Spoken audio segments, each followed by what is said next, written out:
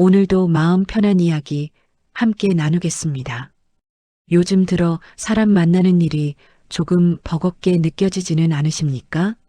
누군가를 만나고 돌아오면 하루가 괜히 무겁게 느껴지고 전화 한 통을 받고 나서도 한동안 마음이 개운하지 않은 순간들 말입니다. 아직 약속 날짜도 멀었는데 그 생각만으로도 마음이 먼저 지쳐오는 관계가 있습니다. 그런데 막상 그런 관계를 떠올리면 쉽게 결론을 내리지 못합니다. 오래 알고 지낸 사이라는 이유도 있고 나이가 들수록 사람을 하나둘 정리해도 되는지 스스로에게 묻게 되기도 합니다. 괜히 내가 너무 냉정해지는 건 아닐지, 혼자 남게 되지는 않을지 마음이 앞서 흔들립니다. 가만히 돌아보면 나를 힘들게 하는 사람은 나를 위해 시간을 내지 않습니다. 나를 지치게 만드는 사람은 내가 지친 걸 눈치채지 못합니다. 내가 베푼 만큼 돌아오지 않는 관계인데 왜 나만 붙잡고 있는 걸까요? 내가 애써 맞추고 시간을 내고 마음을 써도 그만큼의 배려가 돌아오지 않는 경우도 많습니다. 그런데도 우리는 쉽게 그 관계를 놓지 못합니다. 관계는 오래되었다는 이유만으로 소중해지지는 않습니다. 함께 있을 때 마음이 편안한지가 더 중요합니다. 사람은 자주 본다고 해서 가까워지는 게 아니라 내 마음이 쉬어갈 수 있을 때 비로소 가까운 사람이 됩니다.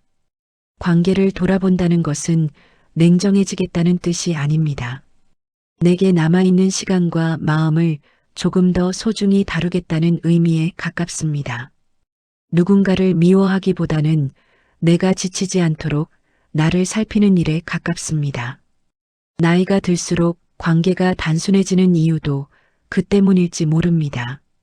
오늘 이야기는 관계를 끊어내라고 말하려는 것은 아닙니다. 다만 어떤 사람과 함께 있을 때 내 마음이 어떤 상태가 되는지, 그 관계가 나에게 무엇을 남기고 있는지를 조용히 바라보고자 하는 마음입니다. 관계를 정리하는 일에는 용기가 필요합니다. 하지만 그 용기는 누군가를 밀어내기 위한 것이 아니라 내 마음을 조금 더 편안하게 하기 위한 선택일 수 있습니다. 지금부터 그 이야기를 천천히 마음의 속도에 맞춰 풀어가 보겠습니다. 오늘의 이야기가 마음에 닿으셨다면 구독과 좋아요로 함께 해주세요. 오늘도 모든 마음 함께 나누겠습니다. 문화센터에서 있었던 일입니다. 김순자 씨가 며느리 이야기를 꺼냈습니다. 요즘 들어 며느리가 말없이 무거운 표정만 짓는다며 무슨 생각을 하는지, 무엇이 불편한지 도무지 알 수가 없다고 했습니다. 밥상을 차려줘도 감사합니다라는 말이 없고 말을 걸어도 네, 아니요, 짧은 대답뿐. 눈을 마주치지도 않고 대화가 이어질 틈도 없이 돌아서는 모습이 자꾸 마음에 남는다고 했습니다. 그런데 더 마음이 복잡해진 건 며느리가 친정어머니와는 전화로 1시간씩 웃으며 이야기한다는 사실이었습니다. 그 모습을 보고 나니 혹시 내가 뭔가 잘못하고 있는 건가 하는 생각이 머릿속에서 떠나질 않았다고 했습니다. 순자 씨는 아무 말도 안 하면 나보고 어쩌라는 건지 모르겠다고 조심스럽게 말했습니다. 그 말을 듣고 있던 옆자리 분이 잠시 고개를 끄덕이다가 낮은 목소리로 이렇게 말했습니다. 그게 답이야. 말 안 하는 게 답이야. 많은 사람들이 침묵은 특별한 뜻 없이 그냥 아무 말도 안 하는 거라고 생각합니다. 하지만 2018년 미국 텍사스 대학교 심리학과 연구팀이 발표한 논문에 따르면 관계에서 반복되는 침묵은 상대방에게 72%의 심리적 불안감을 유발한다고 합니다. 특히 회피형 침묵, 즉 문제를 해결하려는 대화를 의도적으로 차단하는 침묵은 언어 폭력보다 더 깊은 상처를 남긴다는 결과가 나왔습니다. 독일 철학자 쇼펜하우어는 이렇게 말했습니다. 침묵은 때로 가장 잔인한 거짓말이다. 말하지 않는 것도 말하는 것입니다. 다만 그 말의 내용이 나는 너를 존중하지 않는다는 것일 뿐입니다. 만약 누군가의 침묵 때문에 내 마음이 계속 불안해지고 내가 늘 먼저 다가가야 하고 내가 먼저 미안해져야만 관계가 유지된다면 침묵으로 마음을 지치게 만드는 관계 속에서 나 자신을 희생하지 마세요. 그냥 조용히 거리를 두시면 됩니다. 당신의 평온이 그 어떤 관계보다 더 중요합니다. 직장 점심시간이었습니다. 김미경 씨는 동료들과 마주 앉아 밥을 먹고 있었습니다. 밥을 먹다 말고 미경 씨는 조심스럽게 이야기를 꺼냈습니다. 요즘 손주를 봐주면서도 틈틈이 온라인 강의를 들었고 그렇게 자격증 하나를 땄다는 이야기였습니다. 쉽지는 않았지만 그래도 해냈다는 마음이 들어서 조금은 뿌듯했다고 했습니다. 나이가 들어도 배우는 게 생각보다 즐거웠다고 말했습니다. 그때 함께 있던 한 사람이 말했습니다. 아, 그래요? 좋겠네요. 나는 그런 거 할 시간도 없어요. 그 말이 끝나자 미경 씨 이야기도 거기서 멈췄습니다. 대화는 자연스럽게 다른 방향으로 흘러갔습니다. 남편이 아프다는 이야기, 자식들이 잘 찾아오지 않는다는 이야기로 밥상 위의 분위기는 금세 무거워졌습니다. 미경 씨는 그 이후로 자격증 이야기를 다시 꺼내지 않았습니다. 괜히 자랑처럼 들렸을까봐, 혹시라도 상대 기분을 상하게 했을까봐 조용히 입을 다물었습니다. 집으로 돌아오는 길, 미경 씨는 혼자 이런 생각이 들었다고 합니다. 내가 너무 들떠서 말했나? 나만 좋은 일 생겼다고 괜히 꺼낸 건가? 그리고 그날 저녁 미경 씨는 합격증을 서랍 가장 안쪽에 넣어두었습니다. 사실 이런 경험 많은 분들이 한 번쯤은 있으셨을 겁니다. 좋은 일이 생겨서 조심스럽게 꺼냈는데 돌아오는 반응이 딱히 축하도 아니고 그렇다고 뭐라 할 말도 없는 반응일 때 말입니다. 진심으로 기뻐해주지 않는 사람은 당신이 빛나는 모습을 그다지 보고 싶어 하지 않는 경우가 많습니다. 겉으로는 아무 말도 하지 않지만 마음 한편에서는 당신의 기쁨이 불편해지는 겁니다. 프랑스의 철학자 몽테뉴는 이렇게 말했습니다. 진정한 친구는 당신의 성공을 함께 기뻐하고 당신의 실패에서 우월감을 느끼지 않는다. 내 기쁨을 마음으로 축하해주지 않는 사람과는 기쁨을 나누지 마십시오. 좋은 일이 생겨도 그 사람에게는 말하지 않는 게 맞습니다. 진심으로 기뻐해주는 단 한 사람이 억지로 웃어주는 10사람보다 소중합니다. 동네 마트 앞에서 오랜만에 옛 직장 동료를 만났습니다. 반가운 마음에 인사를 나누고 차 한잔 하자는 말에 근처 카페로 들어갔습니다. 이런저런 안부를 묻다 보니 분위기가 풀어졌고 그 사람이 조심스럽게 말을 꺼냈습니다. 자기 딸이 취업 준비 중이라면서 혹시 아는 사람이 있으면 소개해 줄 수 있는지 이력서도 한번 봐줄 수 있겠느냐고 했습니다. 작은 부탁이라고 했습니다. 거절하기가 쉽지 않았습니다. 오랜만에 만났는데 모른 척하기도 그렇고 딸 이야기라 그냥 넘기기도 마음에 걸렸습니다. 그래서 그래, 이력서 한번 보내봐 하고 말했습니다. 그런데 받아본 이력서는 손볼 곳이 생각보다 많았습니다. 몇 시간이나 붙잡고 고쳐서 다시 보내줬습니다. 그러자 다음날 또 연락이 왔습니다. 고마워. 그런데 자기소개서도 좀 봐줄 수 있어? 그 다음엔 면접 준비 이야기, 그 다음엔 회사 정보 좀 알아봐 달라는 부탁까지 조금씩 늘어났습니다. 몇 주가 지나고 나니 그 사람 딸 취업 준비가 어느새 제 일이 되어 있었습니다. 시간도 마음도 꽤 많이 쓰고 있었지만 그 사람은 그걸 크게 의식하는 것 같지는 않았습니다. 고맙다는 말은 했지만 가볍게 지나가는 느낌이었습니다. 나중에 딸이 합격했다는 소식을 들었습니다. 감사 인사는 카톡 한 줄이었습니다. 덕분에 붙었어. 고마워. 그리고 그 뒤로는 연락이 없었습니다. 이런 경험 아마 한 번쯤은 겪어보셨을 겁니다. 처음에는 정말 사소한 부탁으로 시작해서 거절하기가 어렵습니다.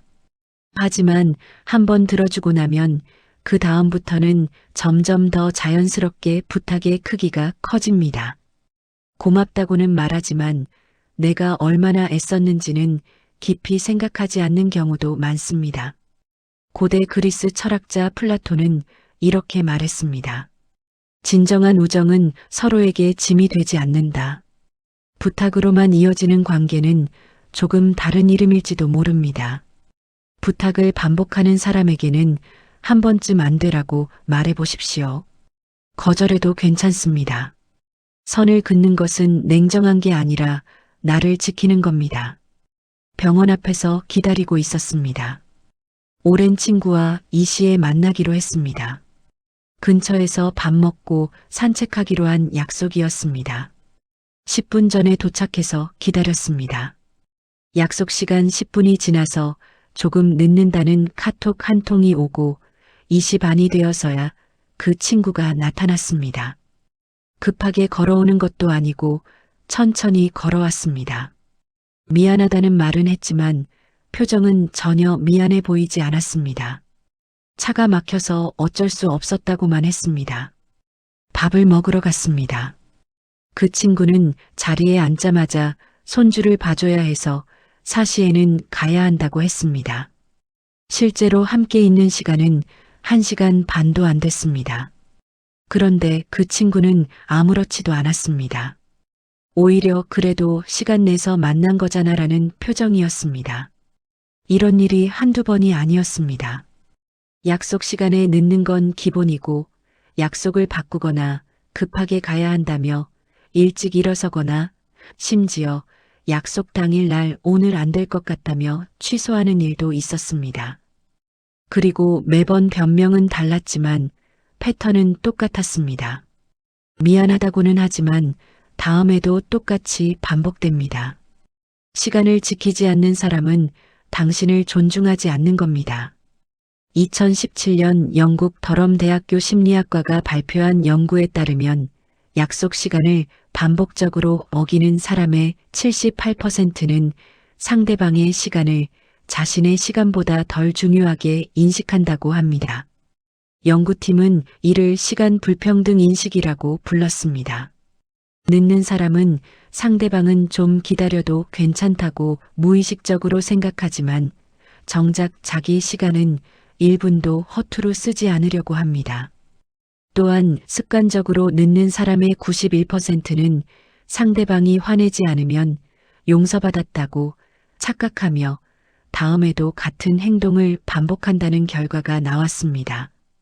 늘 늦고 변명만 하는 사람들은 항상 사정이 있습니다. 교통이 막혔다. 급한 일이 생겼다. 깜빡했다. 몸이 안 좋았다. 변명은 매번 다르지만 결과는 똑같습니다. 당신은 기다리고 그 사람은 늦습니다.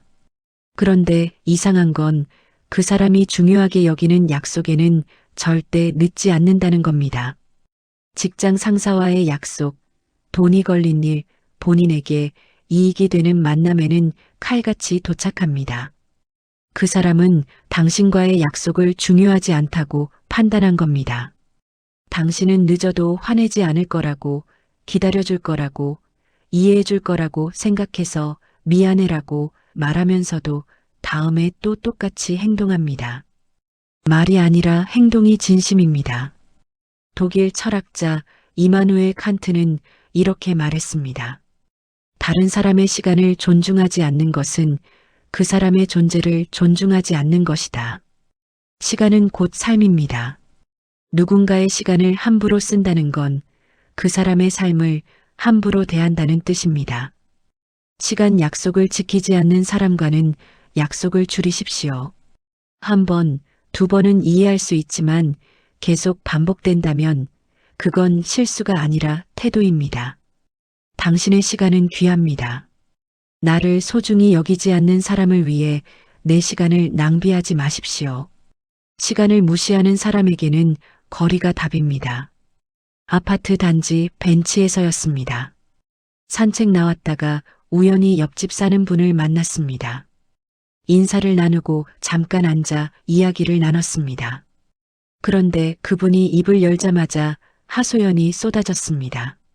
남편이 말을 안 들어준다는 이야기, 자식들이 자기 속만 썩인다는 이야기, 며느리가 서운하게 군다는 이야기.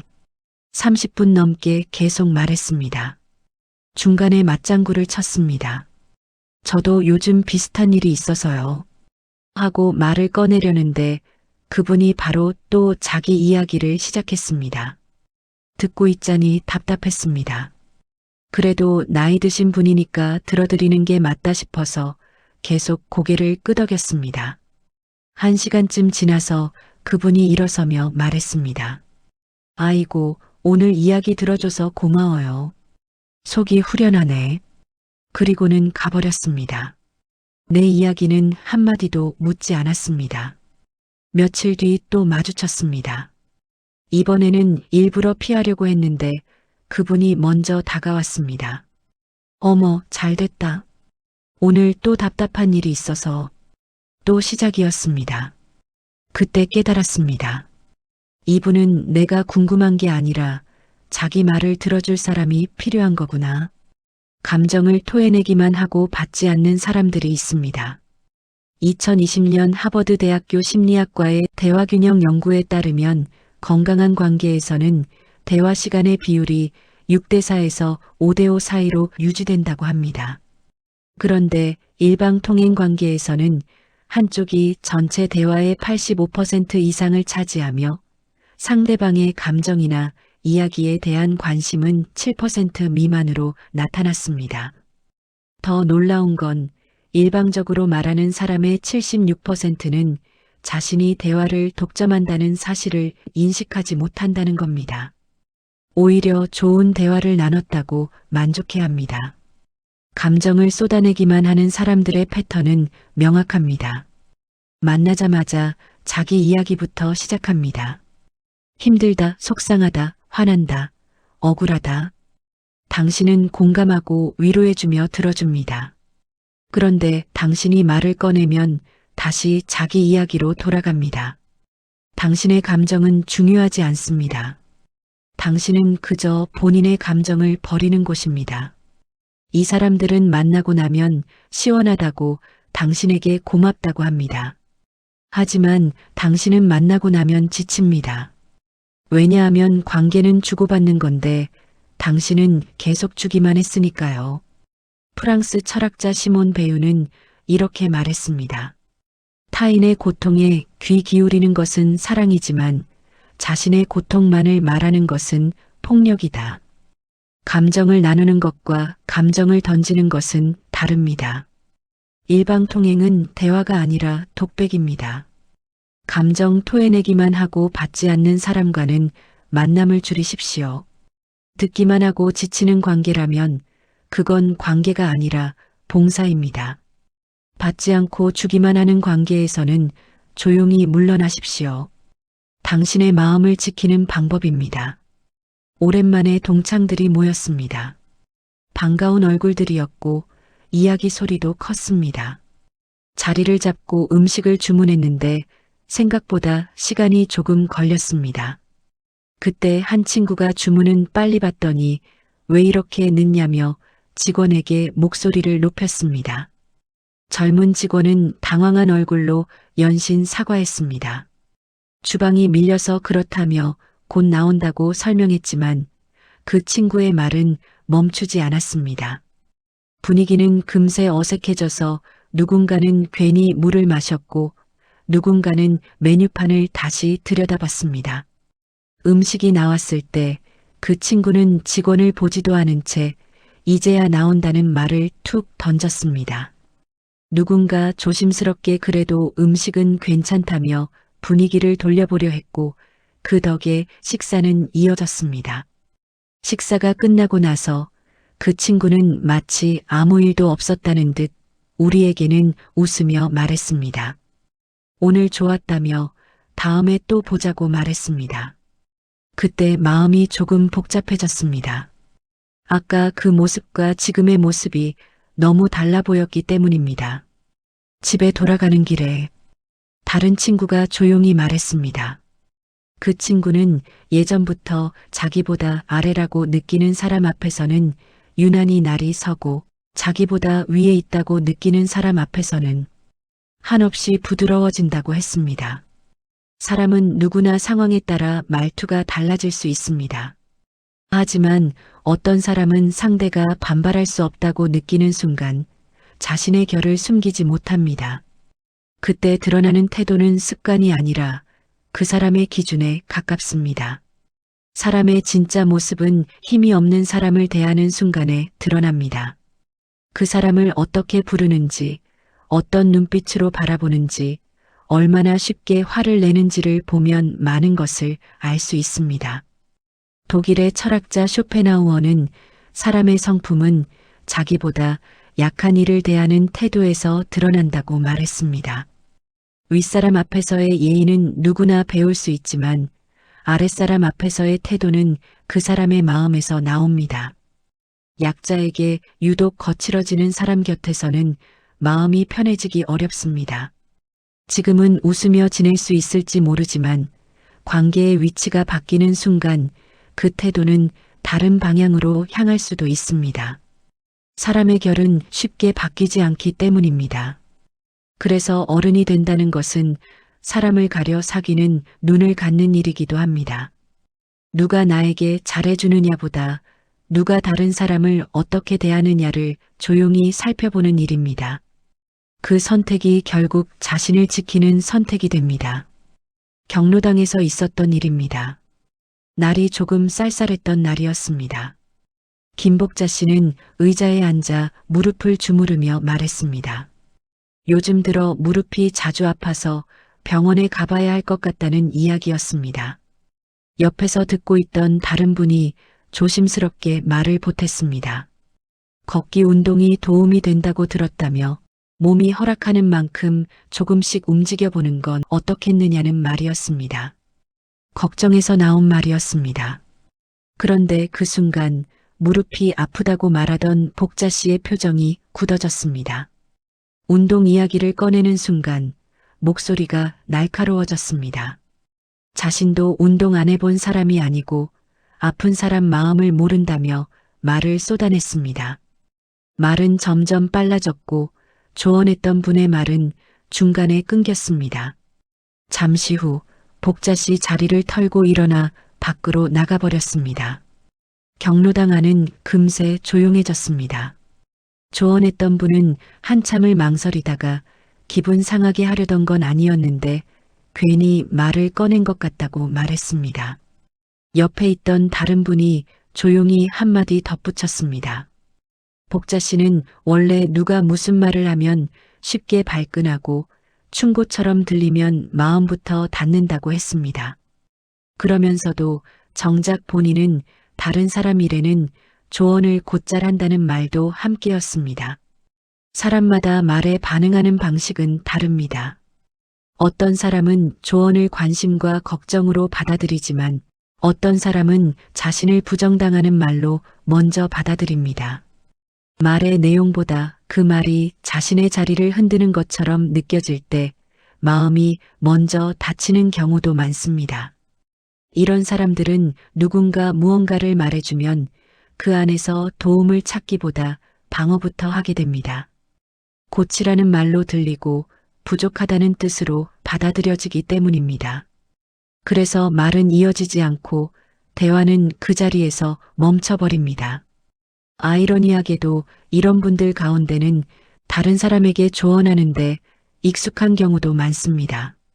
자기 이야기는 건드려지기 싫어하지만 남의 이야기는 쉽게 들여다봅니다.